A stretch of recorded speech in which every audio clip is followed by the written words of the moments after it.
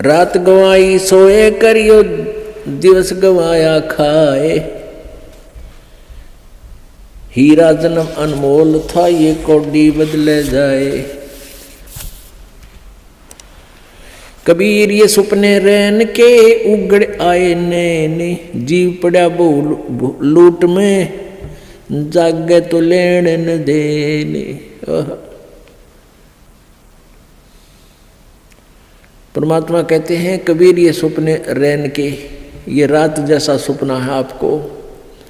आज आपके पास कार है, कोठी है, ना है तो लो छोटा मोटा कोई व्यवसाय है, कोई धंधा है, बेटा बेटी है। जैसे हम सपने में देखते हैं ना, कई बार तो या ऐसा सपना देखते हैं कि तो कार में घूम रहे हैं, ठाठ कर रहे हैं, खूब मौज मार रहे हैं, और उठे तो फिर साइकिल भी कोई ना घर पे। जब आंख खुल जाती है तो देखा साइकिल भी कोई नहीं आसपास, कार के सपने आ रहे थे। तो ऐसे ही हमारे ये स्वप्न है, ये जो कुछ भी आप देख रहे हो सपना समझो। और कल ये नैन उगड़ गए, कल ये आंख खुल गई, यानी मृत्यु होगी, तो जागे तो लेन न देने। अब वहां धर्मराज के दरबार में विचार आवे इसको जाकर के, अरे बेटा था, बेटी थी, कहाँ थी? तेरे की कुछ भी ना था, उन्हें धक्के खा रहा था, मतलब सपना था। तो ऐसा सपना सा बनेगा आपके साथ ही, जो आज जिसके ऊपर इस सपने में अपना जीवन बर्बाद करे। और सपने में ही आप भक्ति करोगे तो आपको लाभ होगा, इसमें ही आपको ज्ञान हो कि इससे बचाव करें, इस तो सपने में ही सुख होगा आपको। अब जैसे सभी ऋषि संत कहते हैं कि कर्म का भोग तो भोगना ही पड़ेगा, संस्कार में जो प्रारब्ध में कर्म है भोगना ही पड़ेगा, फिर फायदा क्या हुआ?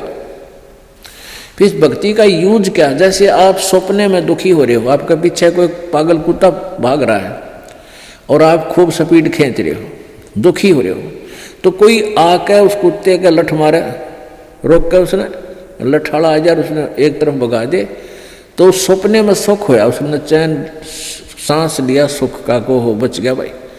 तो ये सपना हर ये कर्म रूपी कुत्ते आपका पीछे पड़ रहे हैं, और पूर्व संत की भक्ति से इन कुत्तियों का लठ लग गए, इन पागलों का, और ये अपनी दिशा बदल दें और आपको राहत मिले। तो ये सपने में भी सुख इस परमात्मा के अभी होगा, तब बात बने। अब आँख खुले बस दापे न रहा, कुछ भी ना था वो, जैसे टेंशन हो रही है, काम अड़ गया फला, जिस जो कोई टेंशन है, किसी काम में रुकावट आ रही, परमात्मा सपने में ठीक करे जब चैन हो। और ये कहने पर आप तो भोगना ही पड़ेगा, सपने में दुख तो दुख रहेगा,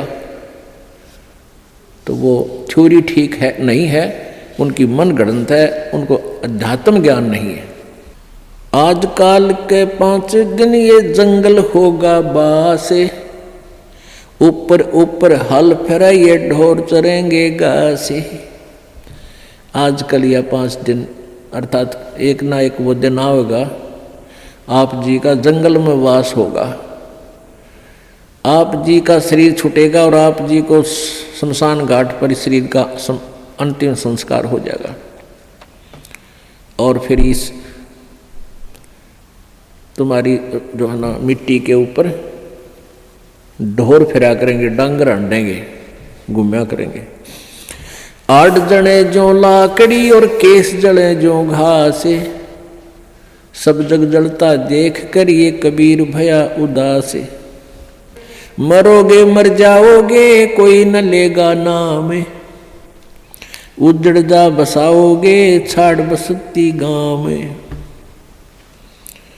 कहते हैं आज तुम जिस परिवार के वंश चलाने के चक्कर में दिन रात फिर लगे रहते हो, आपकी मृत्यु के बाद कोई आपने याद भी ना करे, 6 महीने रोंगे मुश्किल से। अब आजकल तो 10 दिन में कर दें सारा काम, 70वीं वीर, वर्षी वीर, महीना वीर, वो 13वीं भी 10 दिन में करके फारे कर दें। कोई आज आप अपने दादाजी को कितना याद करते हो? कभी कोई पूछला, गांव को पूछ ले कि किसका है, कहाँ से, फिर जब फलाने दादा का नाम कभी बताना पड़ जाए, जब न तो कहो ना याद करता दादाजी ने। तो पुण्यात्माओं या भूल ला रखी काल ने, और इन काल के दूता ने हमें ऐसा उलझा रखा है कि पुत्र बिना मोक्ष नहीं। अब बेटी ने तो हम संतान भी नहीं मानते थे, ऐसी ऐसी अनजान सोच बना दी हमारी। पुण्यात्माओं, बेटा और बेटी में कोई अंतर नहीं। संस्कार आपको मिलेंगे चाहे कितने पैर पीट लो। आजकल उन अज्ञानी लोगों की और फिर समाज के दबाव में हमारे भक्त आत्मा भी प्रेरित हो जाते हैं। जिसके 1-2 पुत्री है तो इन्होंने सोचा पुत्र हो भगवान, पुत्र जरूर हो, क्योंकि वो इंजेक्शन लाओ डेली। जब पड़ोसन आ जाएगी, कोई रिश्तेदार आवेगा, नहीं कहेंगे एक पुत्र तो चाहिए था, एक पुत्र तो होना चाहिए। दास जब सर्विस करता था, जेई की नौकरी करता था, एक ठेकेदार था मदीना गाँव, मदीना डांगी का, और वो 62 साल की उम्र का आदमी। तो उसके 4 लड़कियां थी और बड़ी लड़की ब्याह दी, 2 लड़कियां तकरीबन सारी ब्याह शादी कर दी। फिर प्रेरणा कर दी, किसी ने कहेंगे कोई एक पुत्र तो हो, पुत्र तो होना चाहिए। तो उसकी पत्नी ने भी यही कहना शुरू कर दिया कि पुत्र तो होना चाहिए। उसने कहा कि तुम मेरी, उसकी कोई मौसी की लड़की थी, क्यों करके उसकी शादी करवा दी। अब वो बताओ, खुद बताओ था, बोला जी ऐसा हुआ, वो फिर जड़वा 2 लड़की होगी उसके, 5 तो पहले थी और 2 की और आन लग गए। फिर वो छक्के, मैंने तो ऑपरेशन करागा, पंडा छुटवाया उसका। तो परमात्मा कहते हैं या हमारी बॉडी 8 से, परमात्मा जो देगा वही होगा, और अगर आवश्यक होगा, अब आपके पास वो परमात्मा कबीर है, कबीर जी वो है, अगर आपके संस्कार में कोई सुयोग्य संतान होगी तो पुत्र भी दे देगा। ना तो आज वर्तमान के 80% पुत्रों से ये माता पिता दुखी है। पुत्री तो शादी कर दी हुई पराई, यहाँ रहती है तब आपका पूरा काम करे, कभी आज्ञा का अवहेलना नहीं करती लड़कियां, और पुत्र छोटा ऐसा लग जा रहा, खोए अलान ना करूं क्यों, और बेटी कभी नहीं बेचारी मना करती। तो हमने इन अज्ञानी अनजान ऋषि संतों के अज्ञान के कारण हम इतना भेद बना बैठे थे एक आत्मा में, आत्मा वही बेटी और बेटे की। तो इस प्रकार हमारी इन नकली संतों ने हमारा समाज व्यवहार कति बिगाड़ दिया, हमारी सोच बदल रखी थी, जिस कारण से हम आधे से ज़्यादा तो न्यों दुखी रहा करते थे। अब वर्तमान में आप देख रहे हो पुत्र, ये बुरी बात नहीं है पुत्र अब, लेकिन इस ज्ञान को प्राप्त करके आपका फिर पुत्र हो चाहे पुत्री आपको दुखी नहीं करेंगे, क्योंकि वो बचपन से इस ज्ञान में भगवान के रंग में रंग जाएंगे, और परमात्मा की शक्ति आपकी भक्ति से आपके साथ रहेगी। और मान ले कोई छोटा मोटा संस्कार में कोई निकम्मा बालक आ भी गया तो उसने मालिक ठीक करेंगे, सीधा करेंगे, उसको किसी प्रकार भी करें चाहे, आपको दुख नहीं होने देंगे। तो इसलिए परमात्मा की हम चाह में भटका करते थे कि वो सारे ही सुख दिया करता है। कबीर हाड जले लकड़ी जले और जले जावन हारे, और देखण आड़े भी जले, अब किस्तें करूं पुकार।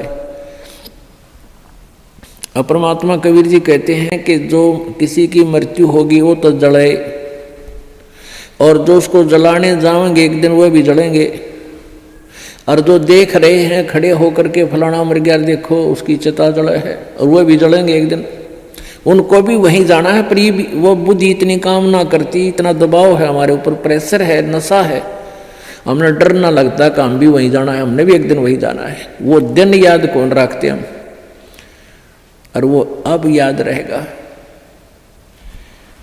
मौत बिसारी बावड़े तन अचरज किया कोने, तन माटी में मिलेगा जो आटे में लोने। अगर आप ये वीडियो YouTube पर देख रहे हैं तो हमारे चैनल को सब्सक्राइब करें और बेल आइकन को दबाना ना भूलें। अगर आप Facebook पर ये वीडियो देख रहे हैं तो हमारे पेज को लाइक करें।